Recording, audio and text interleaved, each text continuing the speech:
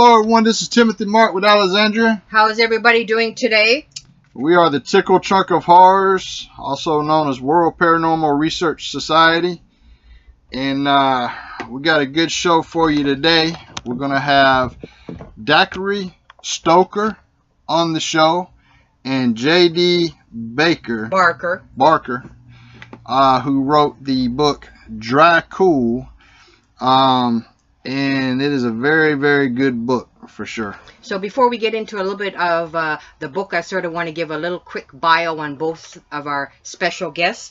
Dacre Stoker, for all of you that have been living under a rock, so to speak, he is the great grand-nephew of Bram Stoker, and he's also an international best-selling co-author of Dracula, the Undead. And J.D. Barker is also an internationally best-selling author of Forsaken, The Fourth Monkey, and The Fifth to Die. So these are both internationally best-selling authors, folks. And we're going to have them join us very shortly to discuss the novel Dracul that will be hitting or on sale October 2nd, 2018, folks. We've already had it, we've already read it, and it's a very good book. And I'm going to say that if you're any kind of horror fan, then you know Bram Stoker, and you know Mary Shelley, and you know Ray Bradbury, and you know Edgar Allan Poe. There'll never be people to replace those people. So when Alexandria mentioned the book Dracul by Dacre Stoker, I approached the whole thing with, oh yeah, okay, here comes somebody with the last name that's just, you're going to put out a book and utilize the name, and it's going to be crap. And that's the way that I viewed it, and I was completely against the book, completely against the idea from the get-go. However, what I would say is that this book has proved me wrong. It's a very, very good book, and it's done in the traditions of Stoker and Shelley, and it fits into the old-time horror masterpieces. And so I definitely think that Dacre's became an author in his own right, and him teaming up with J.D. Barker was definitely a good idea, and they produced a really good product and a really good book. And for all of you, though, who may not be aware, Dracul is really the prequel to Dracula, and I'm not going to spoil too much of the storyline. I want to encourage you to make your purchase when the book becomes available October 2nd, and it's really inspired by notes, texts left behind by the author of the classic novel Dracula, Bram Stoker, as well. And it really kind of, in my mind, what I took away from reading this particular book is that this book Dracul really breathes life into Bram Stoker. He makes the book makes him come alive again, and it really makes you feel like you're in history. And I was very, very impressed with the book, and again, it really inspired me and to want to actually read Dracula again. And I have read it several times over the years. Who hasn't seen the movie? But really, all the additional information really kind of inspired me to pick up Dracula again. And, to read this prequel, it was just very, very important. And I thought that a lot of you may not even know that when Bram Stoker submitted Dracula to his publishers in 1897, he actually included a wee note to the reader stating that he believed that the events that he described in his book really happened. And really, this was the time shortly after Jack the Ripper had really wreaked havoc on Victorian England, and people were still kind of raw, and Jack the Ripper still haunted the minds of many, many people. And with that reign of violence still fresh in everybody's memory, the publishers removed the note, and they actually removed the first 102 pages from the original Dracula book. So I found that very inspiring when I read that those first 102 pages were taken out, and they're still missing to this day. So, but you know, this book, like I said, it fits in with the horror masterpieces, and I definitely would consider this a book for all horror collectors. Anybody that's really into horror, this is a book for you. Even if you're not a book person, I'd recommend getting this book because it's written in the traditions of the old school horror masterpieces, and it's really good. We want to thank Penguin Random House Publishing Company. Actually, you don't have to wait till October 2nd. You can go ahead and pre-order your book now through their website, and we'll put a link in the description of this podcast as well, so you can do a pre-order if you want, because this is a book that you should definitely have. But before we get more into this story, well, I want to talk about what's going on in the news a little bit today with the Kavanaugh thing. And what I want to say is, it doesn't matter if you're a Republican or a Democrat. It does not matter. What you have to look at is, this is the craziest thing that I've ever heard of in my life. This guy's being, basically accused of doing something 36 years ago. And for the rest of the world that's watching us, I just like to say that this is really shining a bad light on our country, on our judicial processes, and it's just, I don't know. It's obviously a witch hunt, and like I said, it doesn't matter if you're a Republican or a Democrat. It's just, you got to see that this story is really just a bad deal all around. So for somebody to wait 36 years to bring something up, it's just crazy. Yeah, I mean, born in Canada, I mean, I'm just stunned that the American people, or I guess it's going to be the American taxpayers that is going to be paying for this circus. And that's what I really call a circus. I'm certainly not making light of people that have been victims of sexual assault, sexual abuse, or actual rapes. So please don't get me wrong, folks. But to have somebody do something when they're a teenager, and for it to be now brought out to hang the dirty laundry 30-some years later. Please, people, let's get a grip here. What are the priorities? I mean, there's people that are starving to death in America, and we're I've always said this, and please don't be, I'm not being disrespectful, but America is a society of sensationalists. And I'd like to say I'm not a fan of Kavanaugh's at all. I really don't like his personality, but what I would say is that this is definitely just crazy. And quickly, for all those celebrities that are on the Twitter bandwagon that are against Kavanaugh and posting all these nasty things, I find it funny that people that are not celebrities, that are not famous, that are victims of sexual abuse, they don't get the attention unless you're famous or there's a photo op. And that's where the real shame is, folks. If you're not famous or high profile, nobody wants to hear your story. So that's a wake-up call, America, that all lives matter, and it shouldn't be whether you're famous or a photo op, and you should be ashamed of yourself. All the celebrities on Twitter that have nothing better to do than slamming.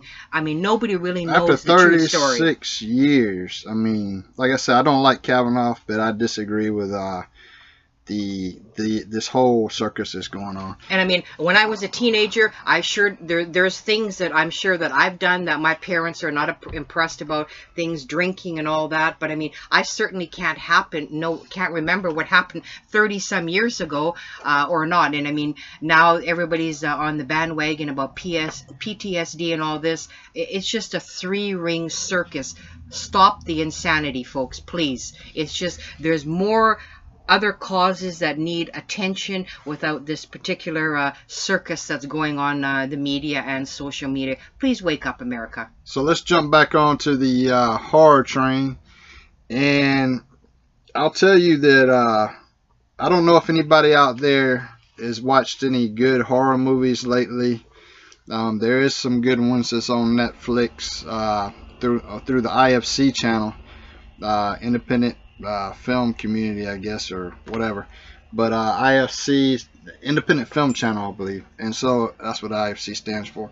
But they got some definitely good selections on there. I don't remember the names of the titles right now, but I do remember the title of Dracul, which is a good book, and they're going to be making a movie out of the book, and I cannot wait to see it. I'm definitely going to be one of the first people to see the film when the film gets made. Actually, interesting enough, Paramount Pictures has acquired the film rights, and it's going to be exciting to see this put into film. And for a lot of you that may not even know this as well, Dacre Stoker as well, he actually manages the Bram Stoker estate. So all you fans out there, you may not be aware of that. And you know, I really have to give a shout out to Karen Fink from Penguin Random House. She's been super awesome in regards to being a go-between, and in regards to you know, we were able to get our hands on a copy of the book prior to it being released October 2nd, and I have to tell you folks, I just couldn't put the book down. It was just riveting, and really it's just like you're actually watching, or you're involved in a classic vampire movie, page by page, and it really gives you insight into Bram Stoker, his early years in Ireland with his siblings. So a lot of people may not know anything about Bram Stoker, so it's your opportunity to you know, go between when he's 21 years old and then when he goes into starting out when he's a very sickly child. So I'm not going to spoil any more of the inside of the story, but I think it's quite interesting too that both Dacre Stoker and J.D. Barker actually incorporate fictional and historical characters in the book, and it really again follows Bram Stoker and his childhood siblings as they, you know, from their home in Ireland, and they have escapades all across Europe. So it's well worth the read. And again, at the end of this podcast, we'll have a link where you can order your copy of Dracul, which is a prequel to Dracula, and again inspired by the notes and the text left behind by Bram Stoker. So very, very impressed. And again, there's actually a very ematic woman who connects them all. So there's a woman that's sort of in this book, and I'm not going to spoil it more, but we have a lot of juicy questions that we do want to ask Dacre Stoker and J.D. Barker about this particular book as well. Yeah, can you imagine having the last name Stoker and going to school and everybody knowing who your relative Bram Stoker is? That must have been pretty cool for him, especially this time of the year during Halloween. So. And again, who doesn't like a good vampire tale? And I guess 'tis the season with Halloween. And just a little bit of a tidbit that you may not be aware of in regards to sunlight. A lot of times when we think about vampires, we know that garlic, silver, wooden stake is something effective against vampires, and we automatically think of sunlight. But did you all know that Bram Stoker felt that vampires could go out during the day, and but they didn't have power? So Bram Stoker felt that they could go out during the daylight without their powers, and the deadly effect of sunlight on vampires did not get tacked onto this particular legend until the movie Nosferatu came out in 1922. So that's prior to that, there was no legends about sunlight affecting vampires until 1922, Nosferatu. A little bit of vampire trivia for all you fans out there, folks. Yeah, Nosferatu is actually plagiarism against Stoker, and his widow ended up suing him, but the film company, that's the only film they actually made because they went bankrupt in order to avoid the lawsuit. Or they shut down the company, I should say, in order to avoid the lawsuit, because they had Nosferatu instead of Dracula. And so, yeah, Valak, was it Valak his name? What was his name? I can't remember the name of his particular name. I'm not sure of that. Oh, okay. Maybe Valak, I'm thinking about something else. But yeah. But again, like I said, for all you out there, Dracul really gives a new angle. It gives you a different perspective into, you know, our scariest and most enduring tale of Dracula. So it's going to give you a lot of twists, a lot of turns, and I think it's really going to describe or give everybody a different perspective on the character of Dracula himself. And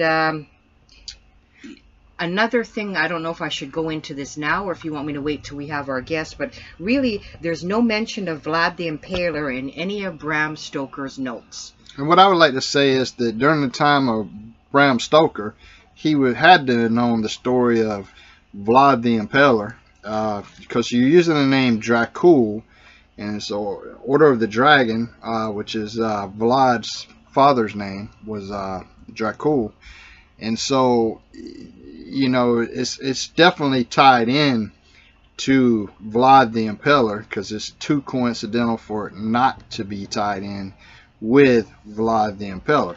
However, this book Dracul does not tie it in with Vlad the Impaler. It's just called Dracul, and because Bram Stoker himself, when he did Dracula, did not tie it in with Vlad the Impaler.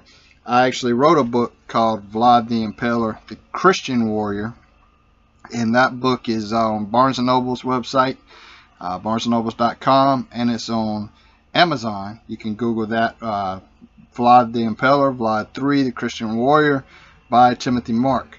And so we're about to give Stoker and Barker a call right now. So while we're waiting for that, I just wanted to kind of go into that, is that really, for all of you listeners out there and fans, Bram Stoker really did not intend his novel Dracula to serve as fiction. He really wanted it to be a warning of something, you know, a very real evil. So very, very interesting perspective on that. And like I said, folks, this is really a no-brainer purchase in regards to Dracul. I just am so impressed. This is Dacre. Hey Dacre, this is Timothy Mark. Let me get JD on the phone real quick. All right. All right.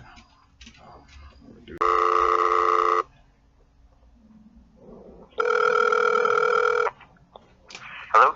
Hey JD, can you hear me? Oh, yeah, that's a lot better. Okay. That's great. Is everybody there? I'm still here. What I was saying was that I was against the idea of the book originally because I didn't know how it would be. I didn't know if it would live up to Bram.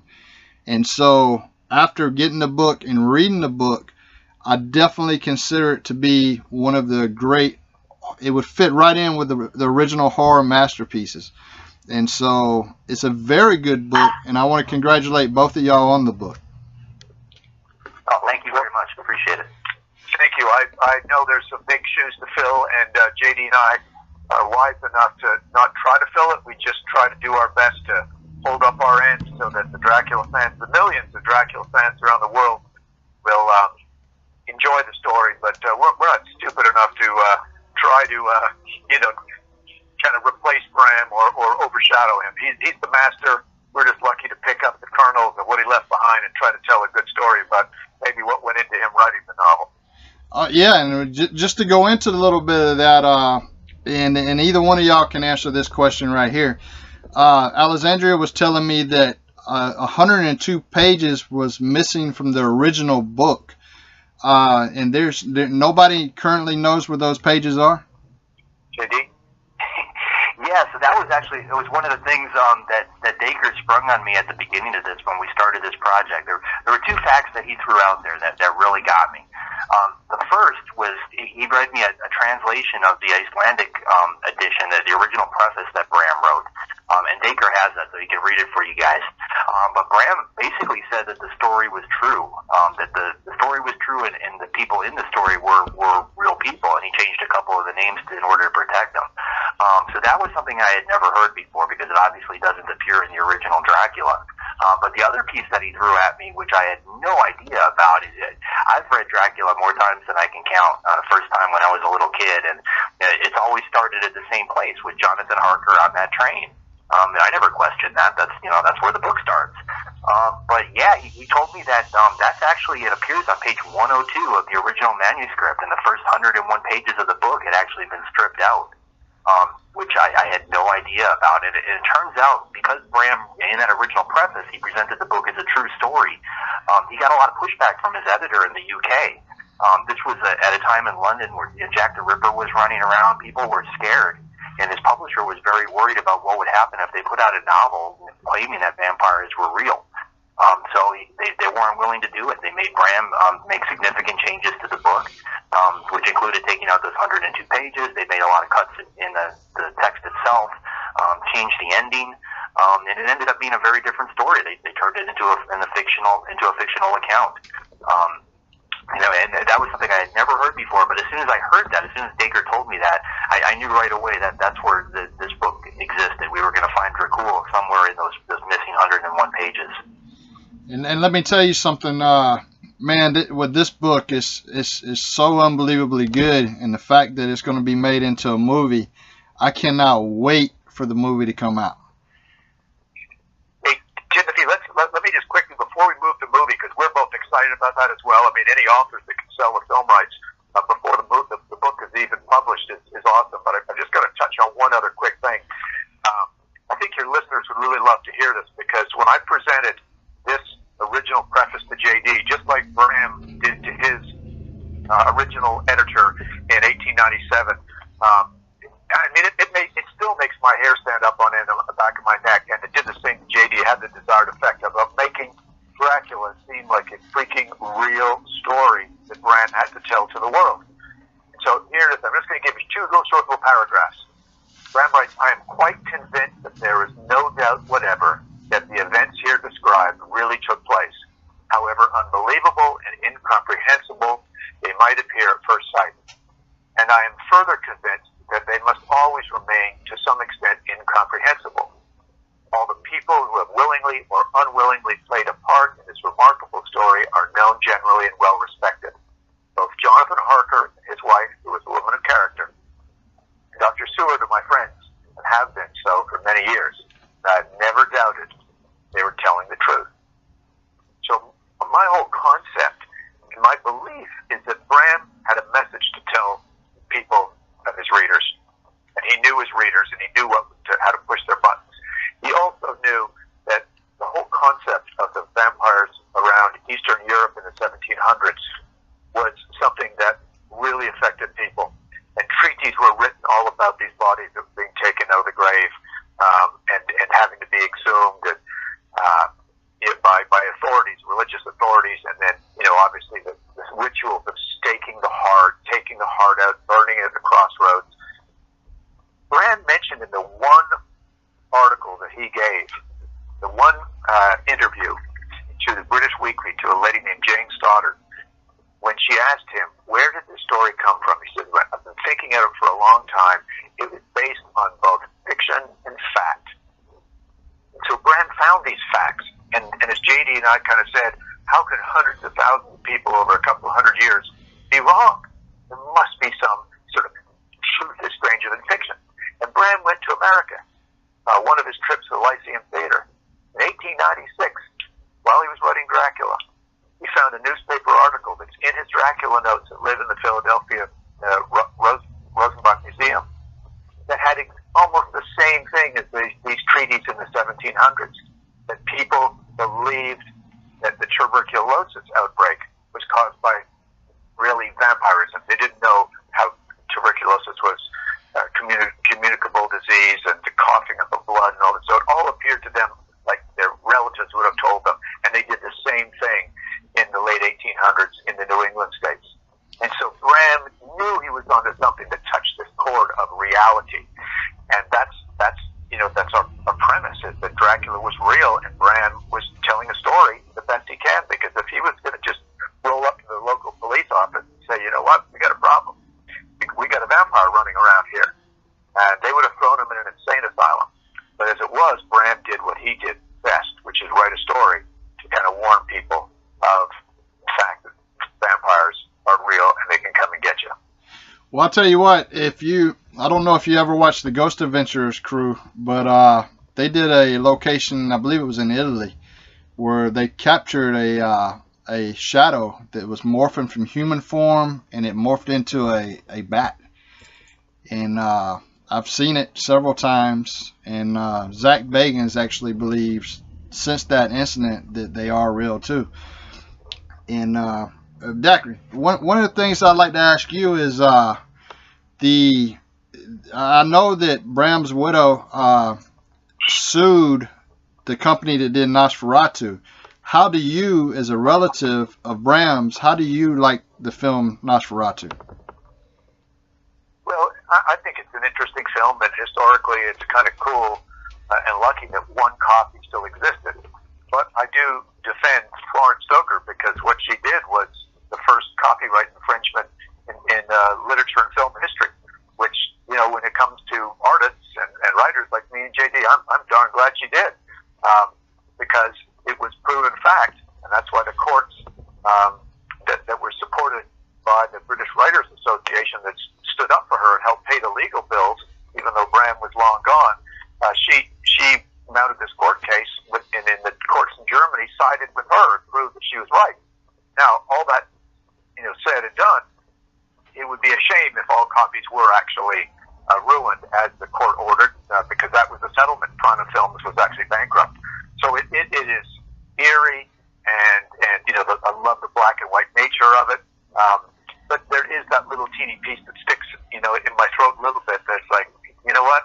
They should have at least, you know, paid a little bit to the Stoker family for the rights, the film rights. I mean, that's how JD and I, you know, make a living, and many other people do. And we're glad that Paramount has bought an option from us, and hope their movie goes on and becomes successful. So that's a little bit long-winded, and I got off track, but it's a good movie. I'm glad it survived historically, but I wish they would have gone about it the right way.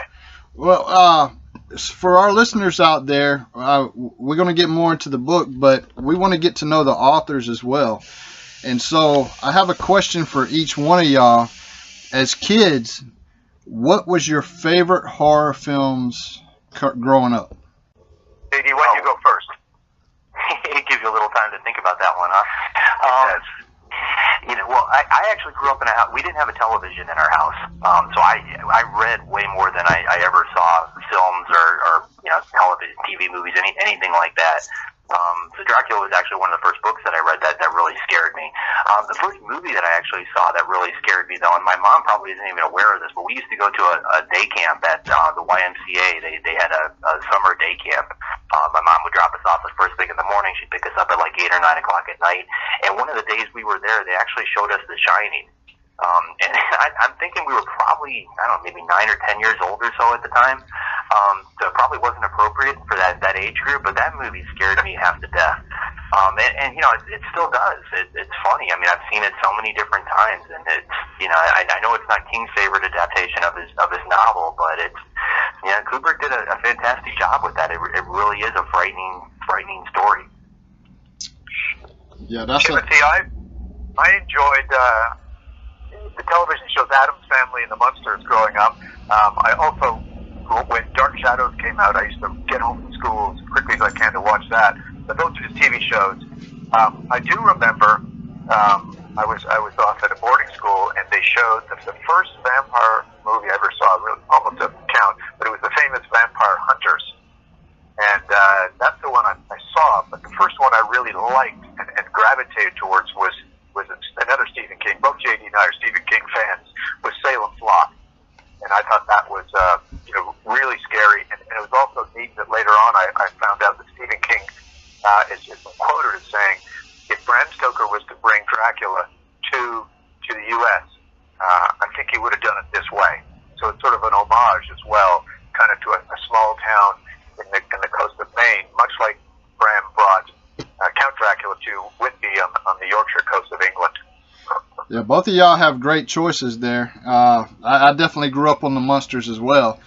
And I know Alexandria's got some questions for both of y'all. So before I sort of get into the questions, I first personally want to thank both of you, because the impression that I got when I read this book is that through every single page that I absorbed and that I turned, you really did bring Bram Stoker to life. You made him bigger than life, and he just jumped out of every single page. And I must tell you, we're both writers ourselves, and that is a feat in itself, that you really, Bram, jumped out of each and every page, and it just enticed the reader to want to explore. And like again, I'm going to read Dracula again, that I've read over and over, but it gave me a different perspective on Bram Stoker. And it really, like I said, I thought I was in history, that I was back in the day, and I was actually going on these exploits, first Ireland and then going through Europe. And I really have to commend both of you, because you've really brought Bram Stoker to life for all of us through this book. Again, I'm so glad. That was one of our main goals. I kind of carry the banner of Bram. I'm the one in the family that has sort of picked it up and go with it a little bit. And it was important to me, as JD and I discussed how we're going to portray the different characters, that we wanted to, to put them in the light in the way that both myself and the family have helped me research Bram to figure out what he's like. Bram still has 2 great-grandsons alive. And those great-grandsons were actually raised by Bram's son, because their dad had died in World War II, so Noel Stoker, Bram's son, raised them. So they were a pretty close link to Bram. So whenever I needed some information about, what would he have done in this situation, what would he have said, what's he like, besides reading all the biographies, he was getting some really first-hand cool Stoker information directly from direct descendants, as I'm only an indirect, being the great-grand-nephew. But we wanted to paint this picture of what it was like in Dublin growing up. Of course, they were in Clontarf and Artane, and in Dublin, 1847.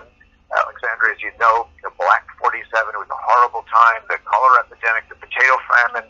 It was a really difficult time, but it was also a difficult time for young Bram, one of 7 children, and he was the one with some mysterious illness. And his mysterious illness, never diagnosed, but it also some sort of mysterious recovery.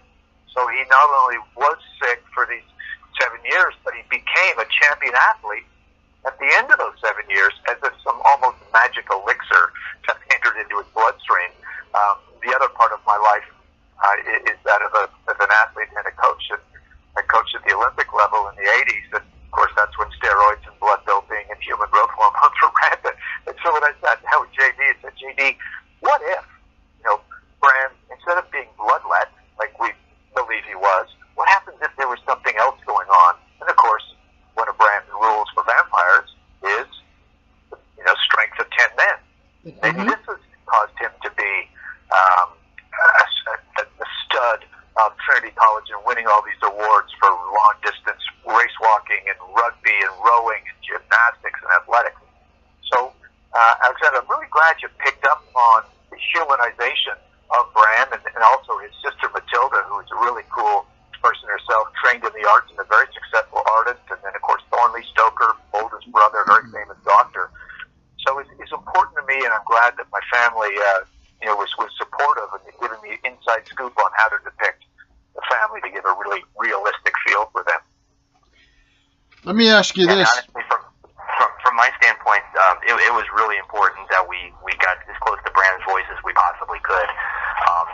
As Dacre and I were going through the story, I've read everything that Bram wrote multiple times.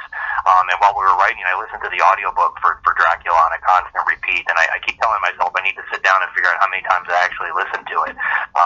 For roughly about 6 months straight, just nothing but that particular audiobook. But what that allowed us to do is capture his cadence and his writing style and his grammar and really get as close to his actual his writing style as possible.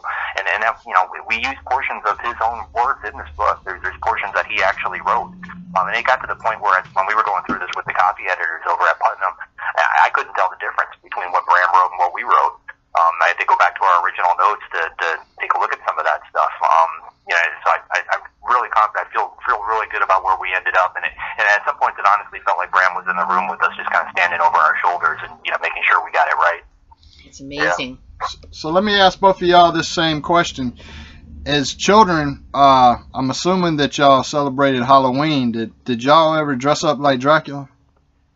JD, I'll lead off because I always get stuck with this question. The answer is categorically no. I never dressed as Dracula. I thought that was just a little bit too kind of cheesy. I kind of got tired of people coming to the door and going, "Oh, Stoker House, are you gonna give us candy or take our blood?" Ha ha ha ha. And I got kind of tired of that, and that's actually how I got the nerve up to ask my dad, what is this whole thing about Bram Stoker? And this was before the mid '70s when McNally and Florescu came out with this great book In Search of Dracula, which really opened up the world of popular culture and literature to Bram Stoker and Count Dracula being modeled by Vlad Dracula, the Wallachian prince in Romania. And so at that point, it was like, even the Stokers didn't know that much about, all of Bram's research. Well, then the notes for Dracula discovered in the Rokenbach, and as JD had talked about the Icelandic preface, that sort of all came out. Where is that thing? The typescript, all these little bits of kernels that we sort of pulled together, opened up the eyes of the world. So I didn't know about it, and that's why probably I didn't dress as Dracula. To this day, when I do dress up, I actually try to dress up as Bram Stoker, the theater manager. Awesome. Wow. What about you, JD? Oh, I'm sure there's a picture in my mom's box of stuff somewhere of me dressed up as a vampire. It's out there somewhere, and I'm sure it's going to end up surfacing. I mean, the ones that I remember, I went through the whole gambit of superheroes for sure. I mean, Superman and Spider-Man and Batman. I still dress up today. My wife and I are real big on Halloween. We were just out a couple years ago. We went to the Stanley Hotel, which is the hotel that The Shining is actually based on. And we went to a Halloween party there, and I dressed up as Eric Draven, the guy from The Crow, which is an easy go for me because we've got the same hair. So it's just a little makeup and some black clothes, and I'm good to go. But yeah, we look forward to Halloween every year, and we've got a little girl now. She just turned 1. So last year she was a pumpkin. I'm not sure what she's going to be this year, but she's going to have a cute little costume too. It's not going to be a vampire. Maybe we'll do that one next year. But Halloween is just such a fun time. Let me ask both of y'all this question, because Paramount is making it into a movie. Would y'all have a preference as to who was playing Bram? Well, I thought about it a little bit, and first of all, we will never be asked that question. We respect the role of the studios, and they do what they do, we do what we do. But I think about it from time to time. I sort of look at actors, TV shows, and there's a lot of cool Victorian stuff out this day, and I really love what's going on. And I also have my eye on a very sort of adaptable kind of guy, Colin Firth. I think he would be sort of an interesting Bram. Obviously, he would have to get the right beard, but I think he's the kind of guy that could play a really good Bram Stoker. And obviously, in our story, as you know, he's going to have to start at 0 and be 7 years old and recover and get older and become 21. So it's going to be a number of guys that are going to have to play Bram as Dracul on the silver screen progresses. And, I had a fact that I sort of wanted to bring out, and again, it takes a talented writer, or as my grandfather would tell me, a talented storyteller to actually hide facts in plain sight. And I really think that's what Bram did in telling the Dracula story, is that he had actual historical facts that he had to hide in plain sight, because again, with the Jack the Ripper craze and all that, he had a story to tell, and it was that important of a story that he felt that it had to get out there. And you're actually continuing this story by sort of revealing more of Dracula's true beginnings in your particular Dracul. And I think it's important that if you can hide facts in plain sight and the reader really gets it, you're doing a service. And again, like he had a way of, I like the part that Bram felt that vampires actually could go out in sunlight, and the only difference is they didn't have their powers. And of the deadly effect of sunlight on vampires kind of didn't get sort of spoken about or tackled onto this legend until, again, Nosferatu in 1922. Yep. Yep. He was, Bram was, one thing I learned about when I found his lost journal and edited it with Elizabeth Miller, published it, Bram was very aware of everything going on around him, and most importantly, very aware of what was going on in society. And he was quite concerned about, certain things like the way women were treated poorly and so on. So when he became a theater manager, you got to remember his job for 27 years was to know what his audience wanted and needed, and could kind of trick them into getting them into seats, and help adapt the plays that him and Irving were doing. Well, Alexander, I think he did the same thing with his books. If he's trying to send a message, and in Dracula, there's tons of little messages. Some, one in particular, I won't take up all the time on this, but was all about technology in the Victorian era, all the new forms of technology that were coming into play with communications, cameras, searchlights, the phonograph, the recording phonograph, all that stuff is new technology. But at the same time, he was also saying, yeah, but we also have to respect superstitions. And that's obviously this whole idea of Van Helsing being this very sage guy from Europe who understands about superstition versus Dr. Seward, the doctor, the scientist. And there's one quote I'm just going to throw in that to me summarizes Bram Stoker and this whole idea of what's this hidden message kind of in the novel. And it's, there are mysteries that man can only guess at, which age by age they may solve only in part. And that's the vampire. We may not get it. Like the paranormal, we may not get it. We may not see them. But if we open up our mind, and just because we cannot prove it in present science, doesn't mean it doesn't exist. And that's what he's trying to tell us with the vampire. That's what he's kind of slipping in under the covers a little bit for people to kind of just slowly get, but without really being knocked on the head of it. You just kind of slowly get it. And that's the part that's even more scary to me. Well, Bram took the whole hidden message thing to a completely different level. I mean, with like the Icelandic preface, for instance, in that particular edition. In today's world, if we write a book, we send a copy off to our agent, to our editor, and that's the only copy we really work with. We make all of our edits in that copy, and once it's finished, our editor sends it off to the other publishers around the world, so everybody works off that same draft. But in Bram's day, it didn't work that way. So his UK publisher made all these changes with him to the novel, and a lot of things that he wasn't actually happy with. But he was stuck in the UK. But as far as his other publishers, those drafts didn't leave from his UK publisher. Bram actually sent them out himself. So he snuck in a lot of these things that had gotten cut from the other editions, put it back in, and sent the draft out to Iceland and some of these other places where the book was published. So he was able to sneak it back in there in these first editions, which is something that's just now being uncovered, just simply because of Dracula being so popular. With it being in public domain, there's copies available everywhere, but everybody works off that public domain copy. So they take the English edition from Gutenberg and they translate it into whatever language they want to publish it, but everybody's working off a modern copy. But what Dacre found with the Icelandic version is if you go back and you translate a first edition, those changes are there. The text that Bram wanted to sneak in there, he got it in. That's just one of them, but it's got other different characters, it's got slightly different storylines, there's other people at the castle. It's fascinating stuff, and it really makes me wonder what's going to happen as more and more first editions get picked up and translated back to English. Hey JD, I want to go back to you on that because I don't believe you answered as far as who you would like to see as Bram. That's tough. I was sitting here thinking about it. I'm a big fan of Jared Leto.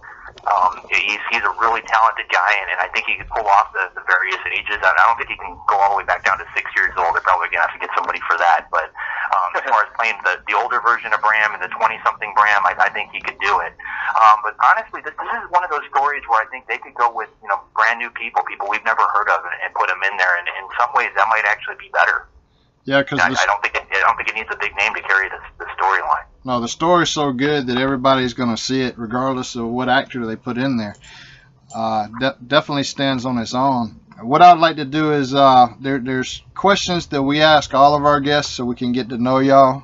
And a couple of things that we'd like to know. It is Halloween time. Like, for each one of you, what is your favorite Halloween candy? candy corn. That's Alexandria's too. I eat that stuff all year round. Halloween's just an excuse. Oh, there you go. I just had candy corn earlier.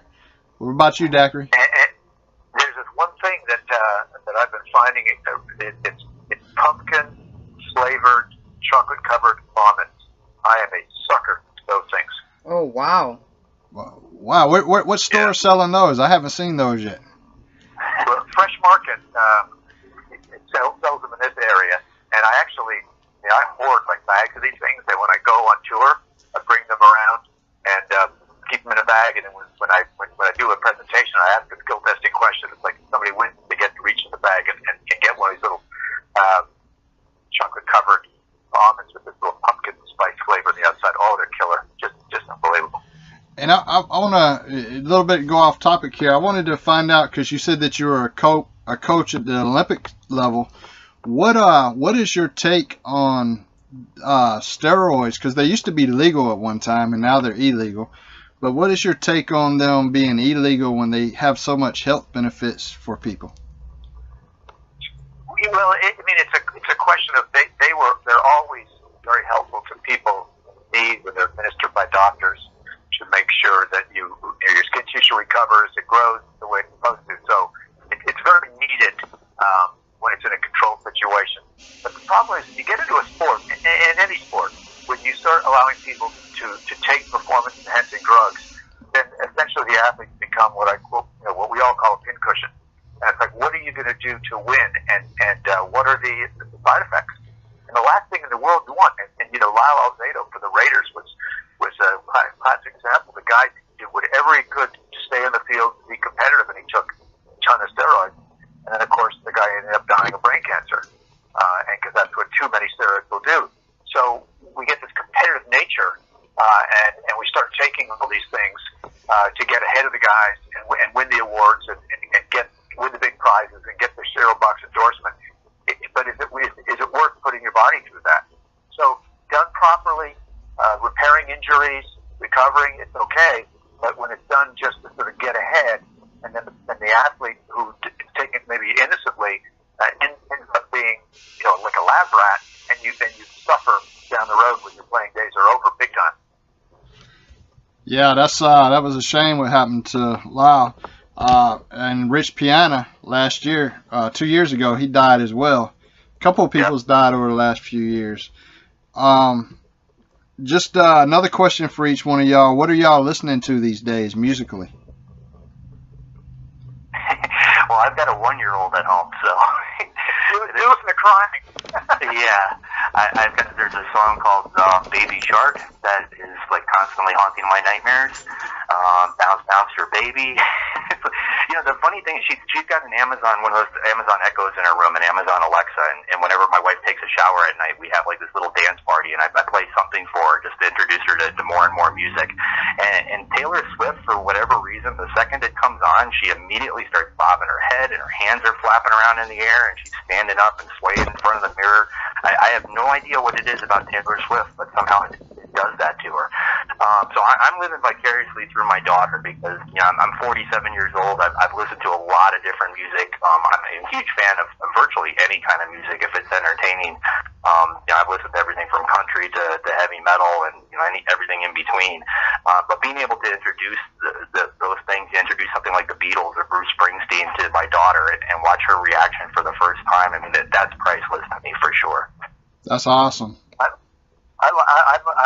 I'm not a big music guy, but when I go for a workout or in my car, you go upbeat. I like Lumineers, Mumford and Sons, David Gray, that kind of thing.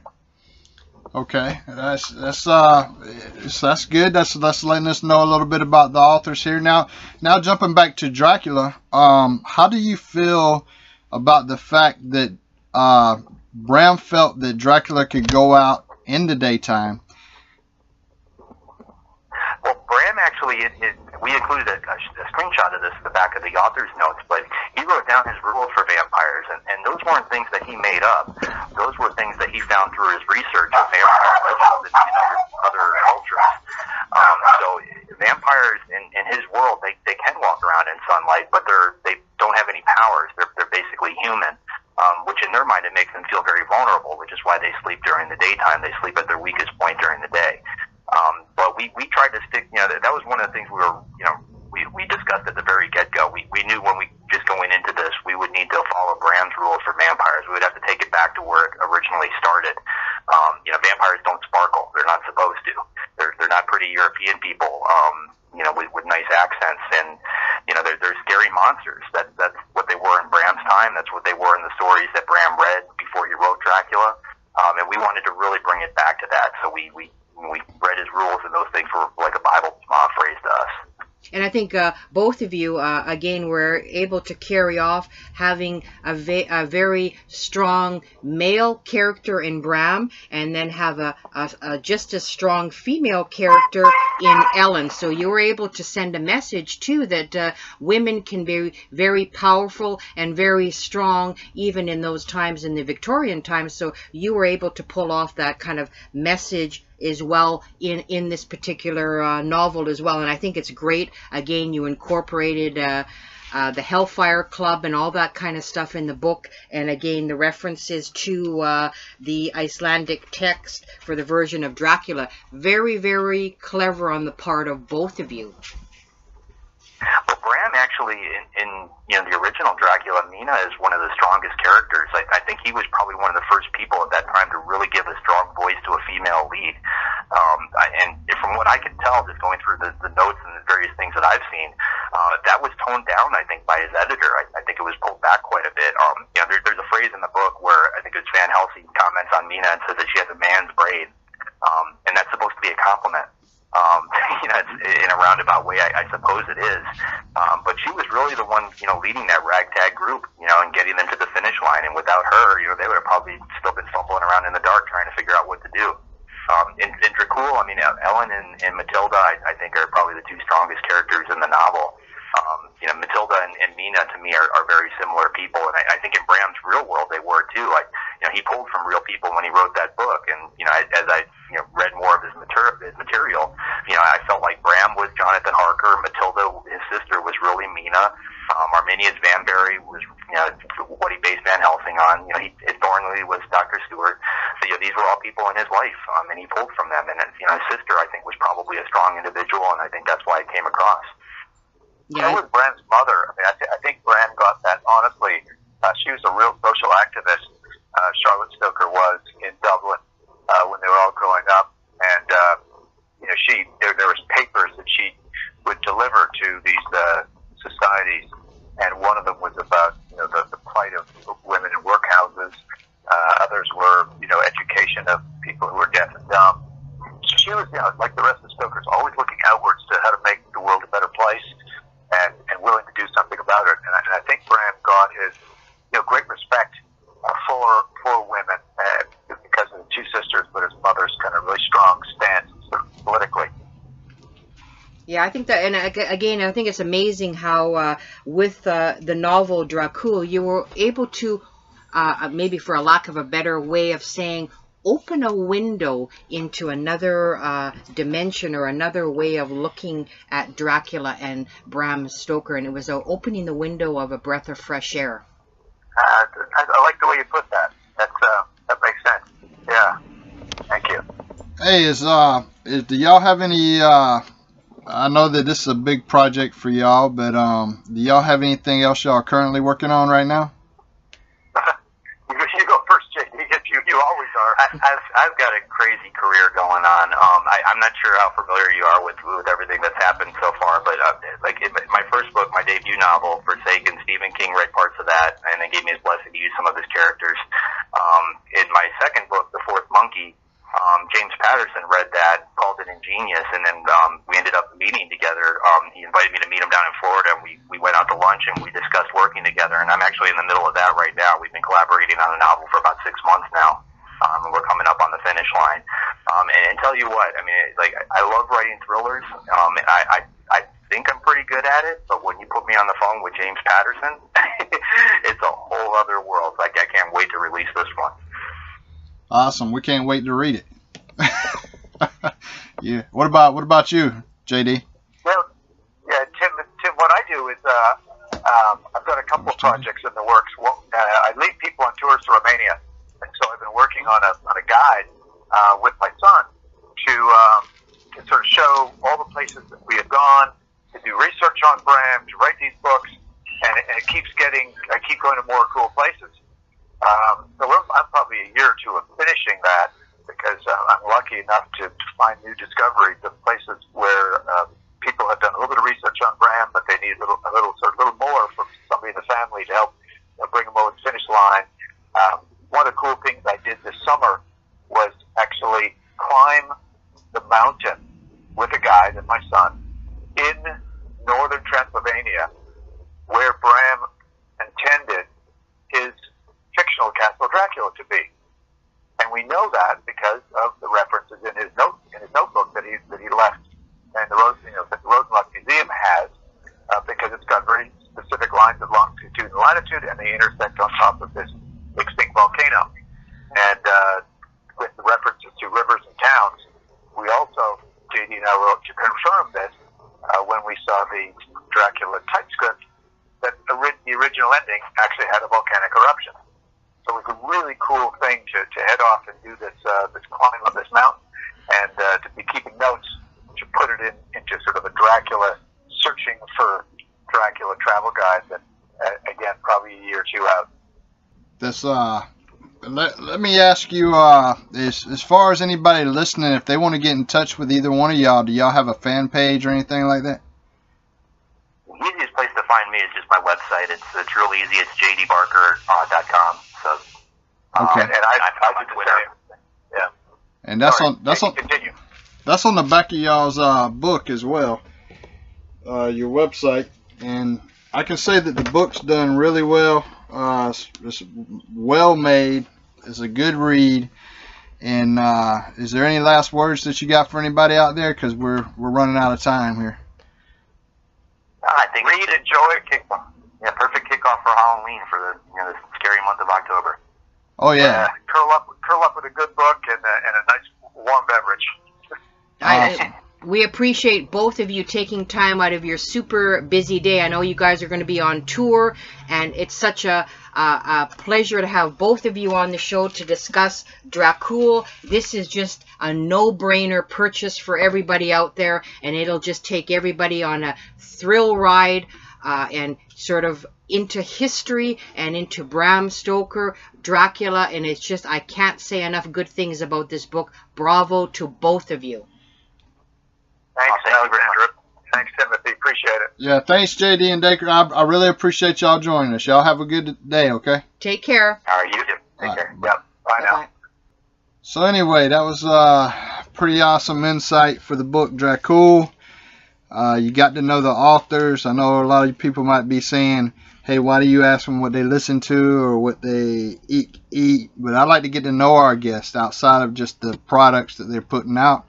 So that's why I asked those questions. And I think I have to applaud Timothy for asking those questions at the beginning. I thought, okay, why is he asking those questions? But authors are real people, and I think Timothy has a unique way of drawing that out where people can appreciate that these are real people. And yes, they write incredibly great stories, but when it comes down to it, they are real people. And it was such a pleasure to have Dacre Stoker and JD Barker join us today to discuss the new book, Dracul, that is going to be going on sale October 2nd, 2018. And I didn't want to go too much into the story to spoil it for all of you out there. No-brainer purchase. Pick up your copy of Dracul today. What an interesting story. You will not be disappointed. Take care, everybody. Very good book. Thanks to Penguin Random House Publishing. Thank you very much. Bye. Take care.